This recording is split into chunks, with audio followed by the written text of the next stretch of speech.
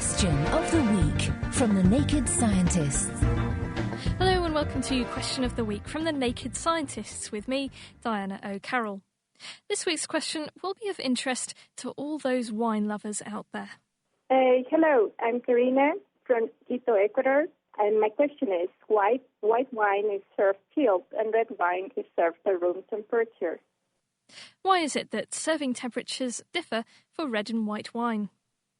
My name is Marjorie King, and I've been a sensory research technician with Agriculture Canada for 28 years. I'm retired now. First of all, red and white wines have different chemical compositions that influence their sensory perception and their sensory traits. The aromatic white wines, and these are things like Chenin Blanc, Gewürztraminer, some of the Rieslings, you serve them the coolest, so it would be about 8 degrees centigrade. The reason for this is they have a relatively higher proportion of aldehydes and esters and terpenes that fill up the headspace of the glass at a lower temperature.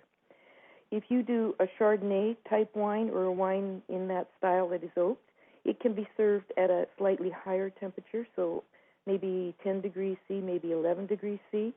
The red wines we have, as part of the appreciation, is the phenolic compounds in the red wines. So with the polyphenols and the tannins contribute to the structure and the mouthfeel, and that's very much linked to the appreciation and the good quality red wine.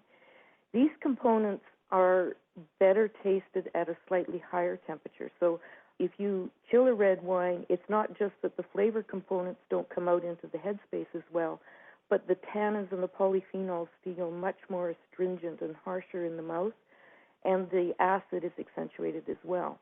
So if we serve those at about 19 degrees C, you get a much more pleasant overall balanced wine. So chilling temperatures should really differ according to the grape variety the wine was made with. Some white wines are acidic, and so chilling will balance that out with a crisper fruitiness, whereas the tannins in reds can be brought out at a slightly warmer temperature. But as our expert says, if you prefer wine lollies, then why not? A little wine may be good for your health, but what about radiation? My name's Steve from Little Walden, and my question is, how much radiation are you exposed to during a medical x-ray? How does that compare to the dosage levels radiation workers are allowed to receive? So, how much does a medical X-ray dose compare to all those guidelines? Help us answer this question of the week. You can email us, chris@thenakedscientist.com, or you can write your answers on the forum. And that has a special dedicated website. That's thenakedscientist.com/forum.